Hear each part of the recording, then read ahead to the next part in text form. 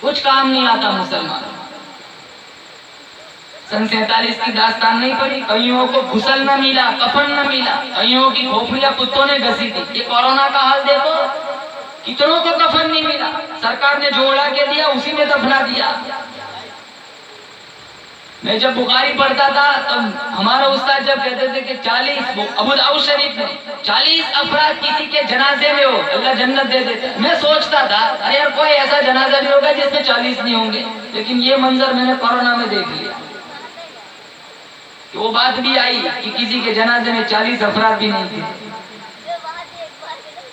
اللہ بڑا بے نیاز ہے، بولو زور سے بے شک.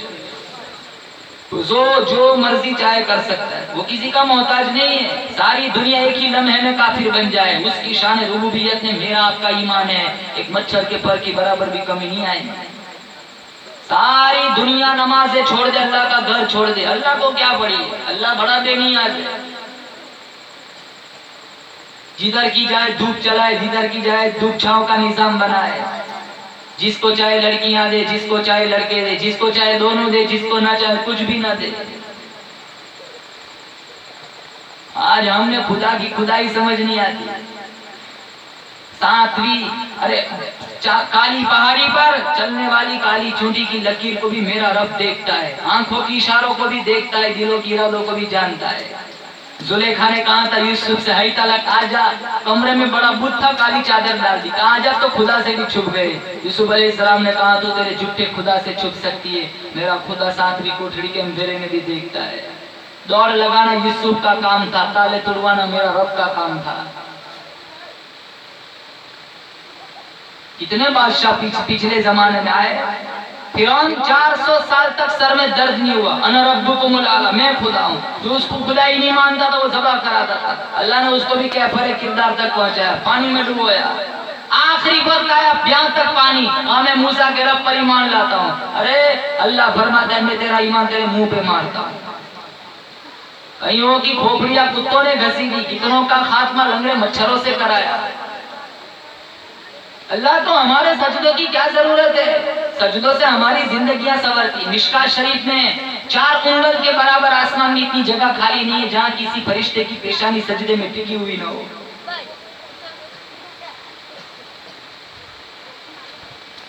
آج ہم اپنے خیال میں بڑے متقی بنے پھرتے، کل فائل کھلیں گی، رجسٹر کھلیں گے، تب پتا چلے گا آج تک پیٹھ پیچھے کیا چلتا رہا.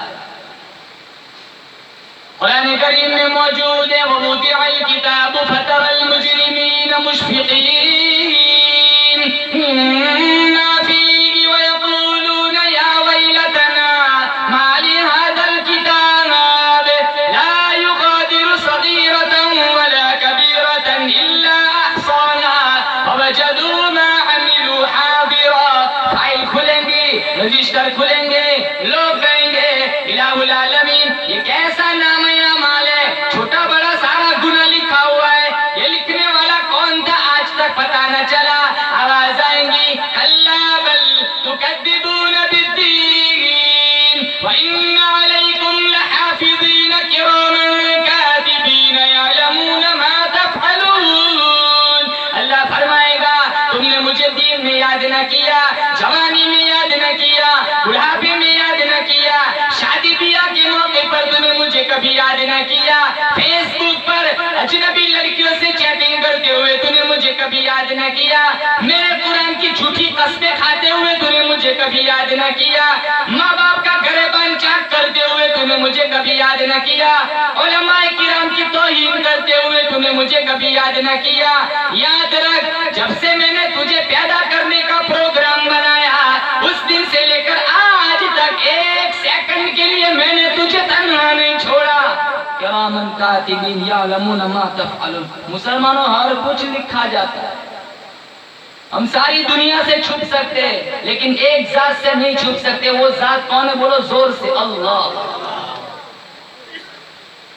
اکابر کی زندگیاں پڑھو،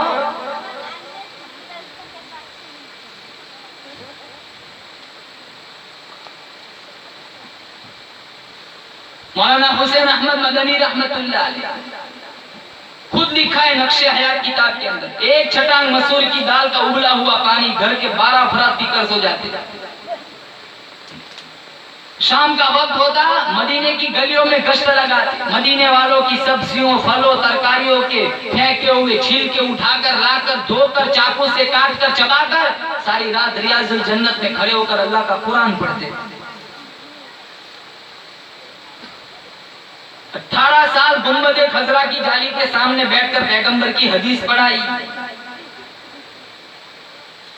مولانا اشرف علی تھانوی رحمت اللہ علیہ نے 1300 کتاب لکھی اور اپنے زمانے کے لوگوں سے کہا لو یہ سارا سرمایہ دیتا ہوں، عمل کرو انشاءاللہ جنت کی ضمانت دیتا ہوں۔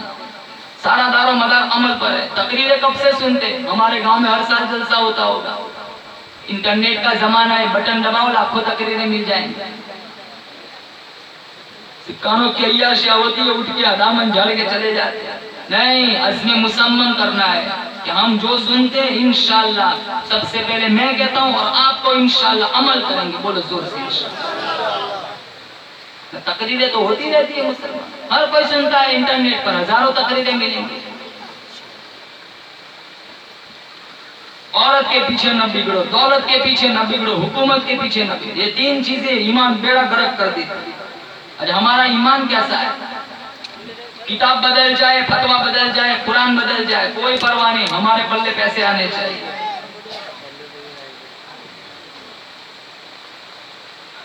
مولانا حسین احمد مدنی رحمت اللہ علیہ نے فتویٰ دیا تھا انگریز کی فوج میں بھرتی ہونا حرام ہے۔ فتویٰ ان کے خلاف وارنٹ جاری تھا، جہاں کہیں ہو ان کو پکڑ کے لایا جائے، گرفتار کیا جائے۔ لوگوں کا خیال تھا جب کانفرنس منعقد ہوئی کراچی میں کہ وہ نہیں آئیں گے، تھوڑی دیر کے بعد سر پہ کفن بندھا ہوا ہے، تشریف لائے جنوب کے شہر میں، سر بیچ دیتے ہیں مفت دیوانے، ادا کرنے کچھ یہی رسم ہم بازار میں آئے۔ سرفروشی کی تمنا اب ہمارے دل میں ہے، لگا لے زور جتنا بازوئے قاتل میں ہے، کھلونا سمجھ کر نہ برباد کرنا، ہم بھی کسی کے بنائے ہوئے ہیں، فرنگی کی فوجوں میں حرمت کے فتوے سرے دار چڑھ کر بھی گائے ہوئے ہیں، وہ شجر آزادی کے کھندے کے سینچا پھل اس کے پکنے کو آئے ہوئے ہیں۔ جلسے کی صدارت سنبھالی، مولانا محمد علی جوہر قدموں میں گر گئے کہ حضرت فتویٰ واپس لے لو۔ انگریز گورنر پوچھتا ہے کیا آپ نے فتویٰ دیا ہے؟ کہا کل دیا تھا، آج بھی دیتا ہوں، موت تک دیتا رہوں گا، انگریز کی فوج میں بھرتی ہونا حرام ہے۔ مولانا حسین احمد مدنی نے فتویٰ تب بھی سنایا۔ انگریز گورنر کہتا ہے جانتے ہو اس کی سزا کیا ہے؟ کہا سزا دینا تیرا کام ہے، سزا بھگتنا میرا کام ہے۔ کہا اس کی سزا پھانسی ہے۔ مسلمانوں پسینہ نہ آیا، گھبراہٹ نہ آئی، بغل سے کفن کی چادر نکالی، میز پر رکھی، کہا الحمدللہ میں اپنا کفن دیوبند سے ساتھ لے کر آیا ہوں۔ کہا کفن تو یہاں بھی مل جاتا، وہاں سے لانے کی کیا ضرورت؟ کہا جس قوم کی پوری زندگی مخالفت کی ہو اس کی چادر اوڑھ کر مجھے قبر میں جاتے شرم آتی ہے۔ کیا ایمان تھا مسلمان؟ بایزید بستامی رحمت اللہ علیہ اپنی کھولی میں مراقبے میں بیٹھے، آواز آئی، غیبی آواز کہ بایزید بستامی اٹھو، یہودیوں کا میلہ چل رہا ہے، ان کے میلے میں ان کا لباس پہن کر جاؤ، شرکت کرو۔ شیطانی آواز سمجھا، سنی انسنی کر دی۔ پھر سنا، دوسری آواز آئی، بایزید بستامی اٹھو، یہودیوں کا میلہ چل رہا ہے، ان کے میلے میں جاؤ، ان کا لباس پہن کر شرکت کرو۔ پھر سنی انسنی کر دی۔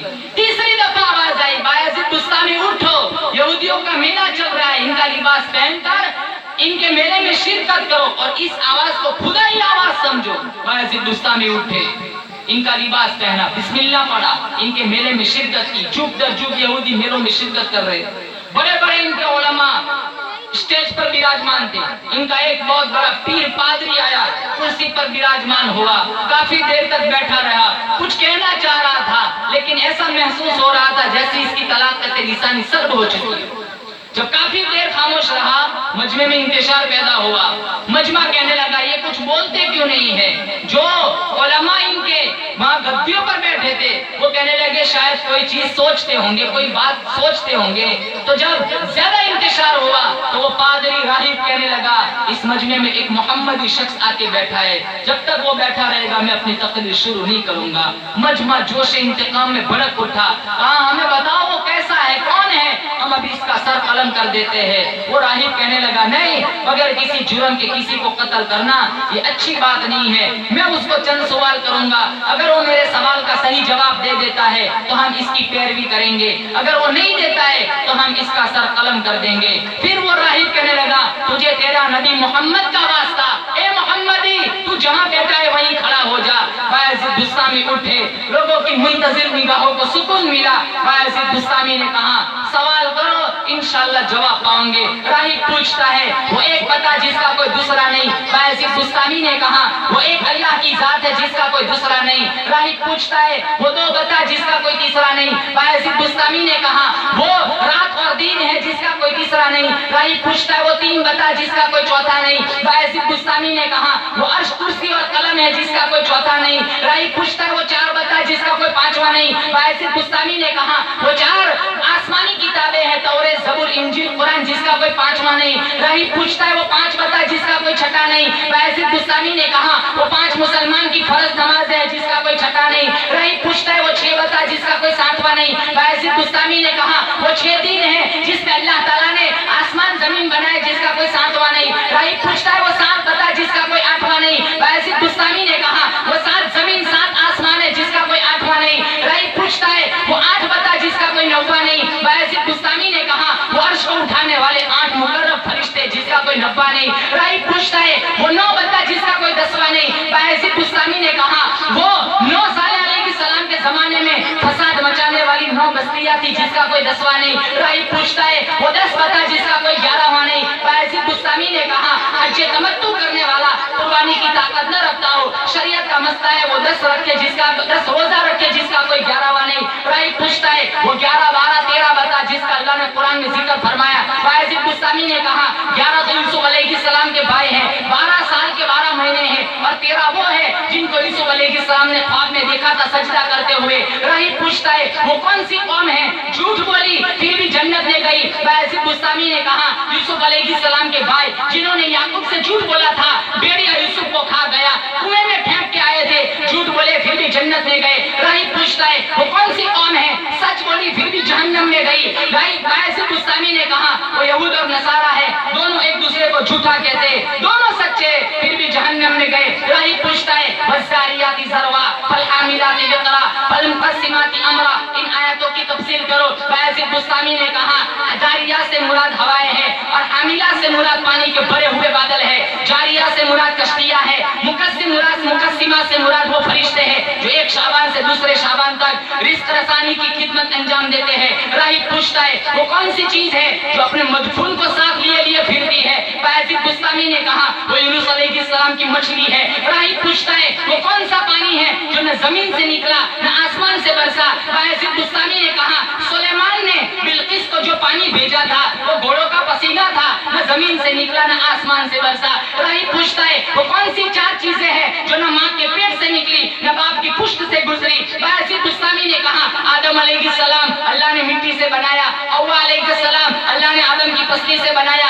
इस्माइल अलैहिस्सलाम का दुम्बा अल्लाह ने आसमान से उतारा, सालेह अलैहिस्सलाम की ऊँटनी अल्लाह ने पहाड़ी से निकाली। ये 4 चीजें हैं न माँ के पेट से निकली न बाप की पुश्त से गुजरी। राही पूछता है दरियाओं में से बुजुर्ग तरीन दरिया बताओ, कहा जयउन सैउन दरिया नील दरिया फुरात। कहा पहाड़ों में से बुजुर्ग तरीन पहाड़ बताओ, कहा जबल तूर। कहा चौपाया में से बुजुर्ग तरीन चौपाया बताओ, कहा घोड़ा। कहा साल की बेहतरीन रात बताओ, कहा लैलतुल कदर। साल का बेहतरीन महीना बताओ, कहा रमजानुल मुबारक। राही पूछता है वो कौन सी चीज है अल्लाह ने पैदा की अल्लाह ने खरीद ली, कहा वो इंसान का नफ्स है। राही पूछता है कौन से जमीन पर सबसे पहला खून किसका गिराया गया, कहा काबिल जिसने अपने भाई हाबिल को कत्ल किया था। राही पूछता है एक दरख्त है जिसकी 12 टहनियां हैं, हर टहनी पे 30 पत्ते हैं, हर पत्ते पे 5 फूल है, 2 धूप में 3 साए में, बताओ ये क्या चीज है। बायजीद बस्तामी ने कहा साल से दरख्त से मुराद साल है, 12 टहनी से मुराद 12 महीने हैं, और 30 पत्तों से मुराद 30 दिन है, 5 फूल से मुराद 5 नमाजें हैं, 2 धूप में ज़ोहर और असर, 3 साए में मगरिब इशा और फजर।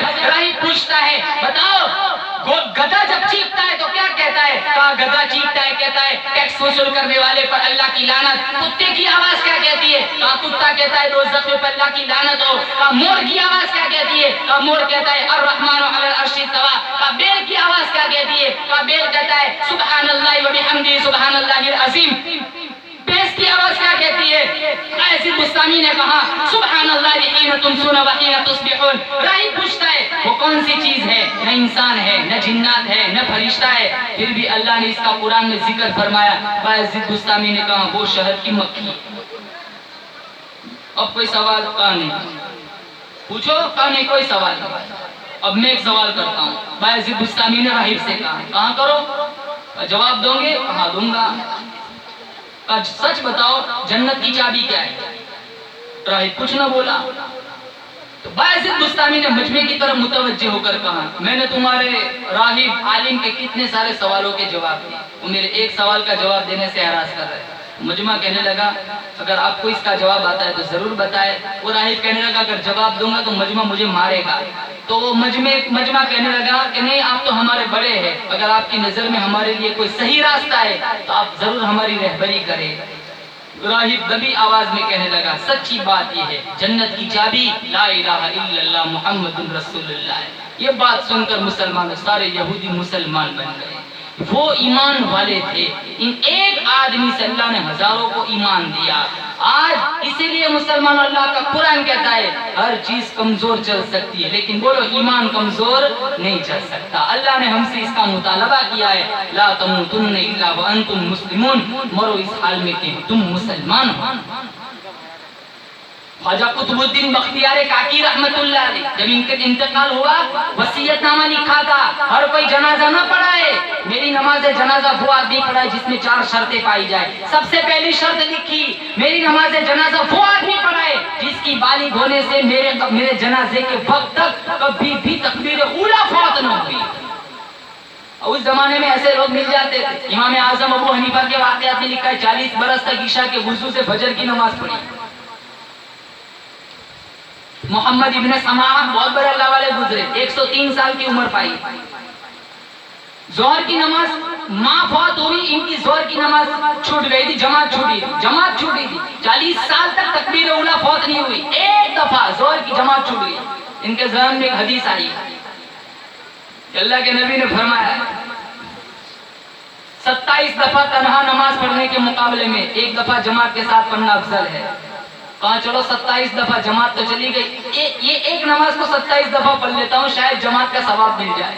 27 دفعہ پڑھی، 27ویں دفعہ پڑھ کر جب جانے لگے تو آواز آئی میرے بندے تو نے 27 دفعہ نماز تو پڑھ لی لیکن جب امام بڑا ظالم کہتا ہے فرشتے آمین کہتے ہیں، وہ آمین تو کہاں سے لائے گا؟ محمد ابن سماع 27 دفعہ نہیں 27,000 دفعہ پڑھو تب بھی جماعت کی فضیلت کو نہیں پہنچ سکتا۔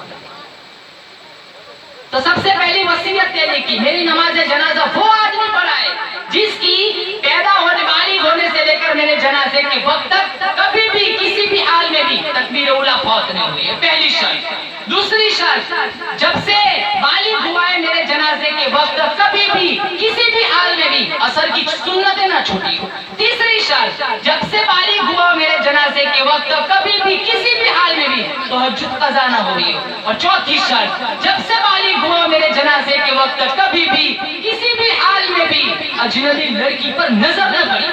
یہ 4 شرطیں ہیں۔ مولانا مناظر حسن گیلانی نے لکھا ہے 15,000 محدث تھے، 30,000 علماء تھے، 50,000 ناظرہ قرآن پڑھنے والے تھے، 70,000 حفاظ تھے۔ تھوڑی دیر کے بعد جنازہ پڑھا جا رہا ہے، وصیت نامہ پڑھا جا رہا ہے اور یہ اعلان کیا رہا ہے جو جس کے اندر یہ 4 شرطیں موجود ہو وہ آگے آئے اور جنازہ پڑھائے۔ سچوں کا زمانہ تھا۔ آج اگر کوئی ایسا وصیت نامہ لکھتا اتنے بڑے پیر کا تو سب سے پہلے آگے وہی آتا جس نے کبھی فجر پڑھی نہیں ہوتی۔ چلو بہت بڑے اللہ والے کا جنازہ ہے نماز پڑھا لیتے، کم از کم اخبار میں فوٹو تو چھپے گا۔ تھوڑی دیر کے بعد وصیت نامہ پڑھا جا رہا ہے، کوئی آگے نہیں آ رہا۔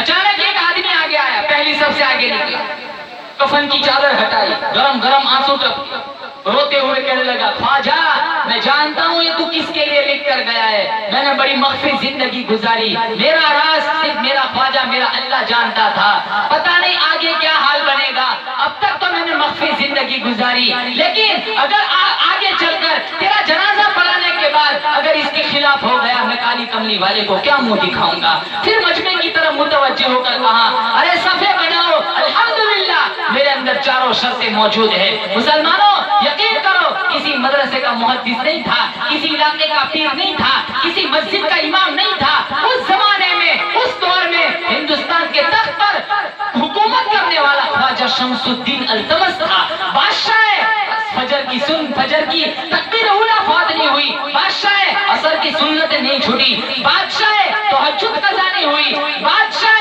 کبھی کسی بھی لڑکی پر نظر نہیں پڑی. سینے پر ہاتھ رکھ کے سوچو جب بادشاہ ایسے ہے تو پبلک کو رعایا کیسی ہوگی. جو بھی مرتا ہوگا سیدھا جنت کا مسافر بنتا ہوگا.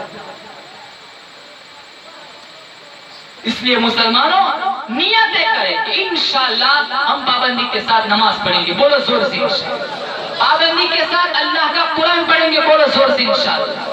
کام وہ کرنا ہے جس کا اللہ کے نبی صلی اللہ علیہ وسلم نے حکم فرمایا. ہر اس کام سے اپنے آپ کو بچانا ہے جس سے اللہ کے نبی صلی اللہ تعالی علیہ وسلم نے منع فرمایا. قرآن میں اللہ نے ایک کسوٹی قاعدہ دستور بیان فرمایا. ما آتاکم الرسول فخذوہ. جو میرا محبوب ہے اسے لے لو. وما نہاکم عنہ فانتہوا. جس سے روکے اس سے رک جاؤ. تمہاری دنیاوی زندگی, قبر کی زندگی, پل صراط سے گزرنے کی زندگی اسی وقت کامیاب ہو سکتی ہے. ہاتھ تمہارا ہو, دامن کالی کملی والے کا ہو. دعا کرتا ہوں اللہ تعالی ہمارے جلسے کو بے انتہا قبول فرمائے. آپ سب کی حاضری بھی منظور فرمائے. مسلمانوں رات کا کافی حصہ بت چکا ہے. صرف نبی کے عشق میں, قرآن کے عشق میں, صرف اپنی ایمانی حرارت کی وجہ سے آپ سارے حضرات آدھی رات ہو گئی, کتنوں کی نیند پوری ہونے آئی, اب یہاں بیٹھے ہیں. اللہ تعالی ہمارا بیٹھنا قبول فرمائے. آج کی رات ہی اللہ منظور فرمائے. ہم سب کے گناہوں کو معاف فرمائے اور دخول جنت کا ذریعہ بنائے. ہمارے تیمور بھائی, دیگر کئی نوجوان انہوں نے اس جلسے کو چمکایا, زینت بخشی, محنتیں کی, کئی ٹائم سے محنتیں کر رہے. اللہ بار بار حرمین شریفین کی زیارت نصیب فرمائے. سارے نوجوانوں کی خدمات کو قبول فرمائے. اپنے خزانے غیب سے اللہ تعالیٰ بہترین اجر جزیل عطا فرمائے. اللہ تعالیٰ ان کا سایہ پوری بستی پر تا دیر قائم دائم فرمائے. وآخر دعوانا الحمدللہ رب العالمین.